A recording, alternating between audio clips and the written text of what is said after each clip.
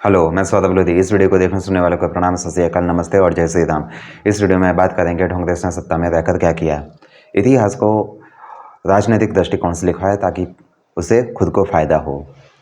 भारतीय शिक्षा व्यवस्था का इस्लामिकीकरण किया गया, अर्थात इस्लामिक रंग दिया गया ताकि सेक्युलरिज्म, हिंदू मुस्लिम भाईचारा, गंगा जमुनी तहजीब का खुद के फेवर में या खुद के लिए फ़ायदा लिया जा सके।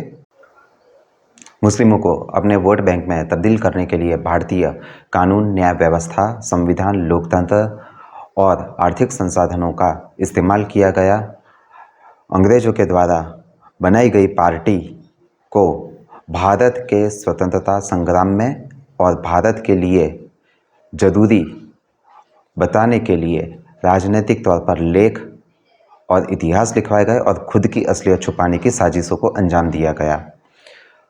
हिंदुओं को जाति में तोड़ने की व्यूह रचना को अंजाम दिया गया और मुसलमानों को एकजुट रखने की कोशिश की गई और उसके प्रयास तेज किए गए। मुस्लिमों को अर्थात खुद के वोट बैंक को शरिया मानने की आज़ादी दी गई और हिंदुओं के खुद के सांस्कृतिक, धार्मिक, राजनीतिक पर्व, प्रसंग और उत्सवों को मनाए जाने के खिलाफ कानूनी पाबंदियां लगाई जाने लगी और जागरूकता बढ़ाने के नाम पर हिंदुओं के धार्मिक, सांस्कृतिक पर्व, त्यौहार मनाने के खिलाफ घृणा, संकोच, डर को बढ़ाया जाने लगा और उनके खिलाफ एक मुहिम छेड़नी शुरू कर दी गई। धर्मनिरपेक्षता के नाम पर हिंदुओं में धार्मिक, आर्थिक, राजनीतिक, भौगोलिक तौर पर बलिदान देने की मनोविकृति भरी गई और मुसलमानों को इसके लिए बलिदान देने से मना करने का एक राजनीतिक हक प्रदान किया गया।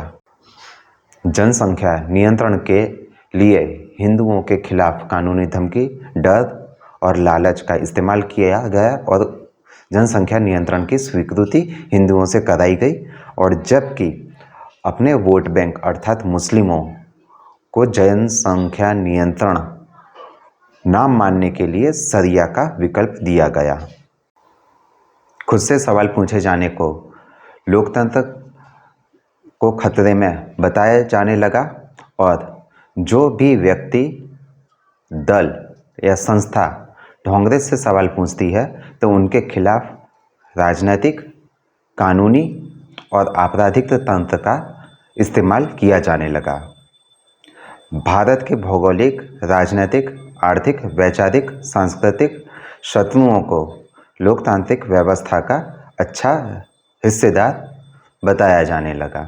जब खुद का वोट बैंक राजनीतिक तौर पर खतरे में पड़ता दिखा तो लोकतंत्र, चुनाव व्यवस्था, संविधान, संसद, न्यायतंत्र, कानून व्यवस्था, सेना, भारत हिंदुओं पर सवाल उठाया, उनको बदनाम किया, उन पर मानव अधिकार उल्लंघन के आरोप लगाए और उनकी तटस्थता पर सवाल उठाए।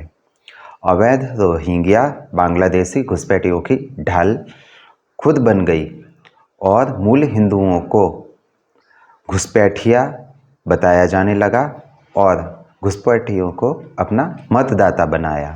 सत्ता से बाहर जाने पर चुनाव के दौरान मुफ्तखोरी की दुकान खोलकर भारत के आर्थिक संसाधनों पर बोझ बढ़ाया जाने लगा, जिसका दूरगामी परिणाम भारत की मंद होती आर्थिक वृद्धि में देखने को मिलता है। भारत को वैश्विक तौर पर आर्थिक और राजनीतिक महासत्ता बनने से रोकने के लिए उसकी राह में गड्ढे खोदे, पर्यावरण संरक्षण के नाम पर या पर्यावरण संरक्षण शब्द का दुरुपयोग करके जमकर भ्रष्टाचार किया और भारत में औद्योगिक विकास की गति को धीमा किया। सरकार की हर नीति, नियम, कानून मुस्लिम तुष्टीकरण से भरपूर बनाए गए और हिंदुओं को राजनीतिक, कानूनी अनाथ बनाकर छोड़ दिया गया। जनता के पैसे का इस्तेमाल करके परिवार पूजा को राजनीतिक, कानूनी तौर पर जरूरी बना दिया गया। विदेश में जाकर भारत की क्षमताओं पर सवाल खड़े किए गए ताकि विदेशी निवेश को भारत में आने से रोका जा सके और भारत की आर्थिक तरक्की को रोका जा सके। भारत में हर दंगे के लिए हिंदुओं को जिम्मेदार बताया गया और अपने वोट बैंक अर्थात मुस्लिमों को क्लीन चिट दी गई। अंतर्राष्ट्रीय स्तर पर भारत को मुस्लिमों के लिए सबसे असुरक्षित और बलात्कार की राजधानी के तौर पर प्रचारित किया गया। सनातन संस्कृति के विरुद्ध विश्व मंच चालू रखा और आपराधिक आतंकी विचारधारा को मानवता का पर्याय और भारत की मूल संस्कृति अर्थात गंगा जमुनी तहजीब के नाम पर उसको प्रचारित, उसका अनुमोदन करना चालू किया। हिंदुओं को राजनीतिक, धर्म, व्यवसाय से दूर करने के प्रयास शुरू किए गए और अब हिंदुओं के समूल जनसंहार की मांग तक ये लोग जा पहुँचे हैं। आंतरिक तौर पर किए जा चुके भारत विघटन को राजनीतिक, कानूनी और संवैधानिक मान्यता दिलाने के लिए अंतर्राष्ट्रीय साजिशकर्ताओं का खुलकर समर्थन लेना चालू किया है, जैसा अभी आप राहुल गांधी को देख सकते हैं। भारत के अंदर हिंदुओं के खिलाफ हर अपराध, उनके जनसंहार को राजनीतिक, कानूनी प्रक्रियाओं के जरिए सही ठहराना चालू कर दिया गया है और आप इसे कश्मीर के मामले में सबसे बड़ी चुप्पी के तौर पर देख सकते हैं।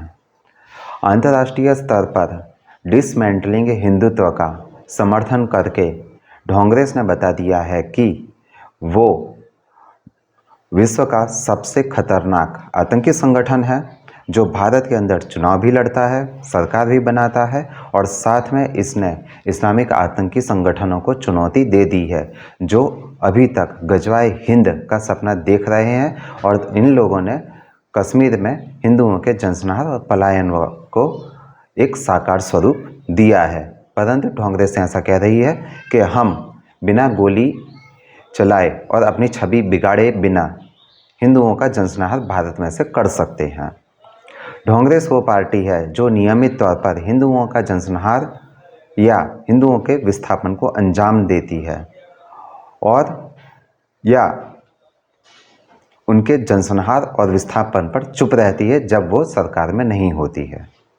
और सबसे अंत में कांग्रेस ने भारत में सत्ता के शीर्ष पर रहकर भारत के कानूनी, आर्थिक संसाधन और अपने इस्लामिस्ट वोट बैंक को उपयोग करके खुद के लिए एक ऐसा इकोसिस्टम बनाया है जो उसे सत्ता में या विपक्ष में खुद का दुष्प्रचार फैलाने में मदद करता है और विरोधियों को ठिकाने लगाने में मदद करता है।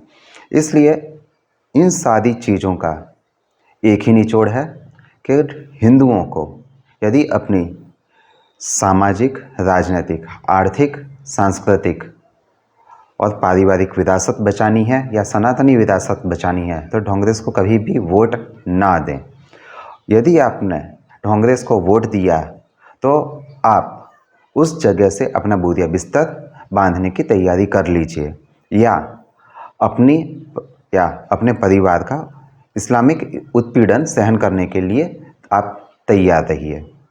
धन्यवाद। जय हिंद, जय श्री राम।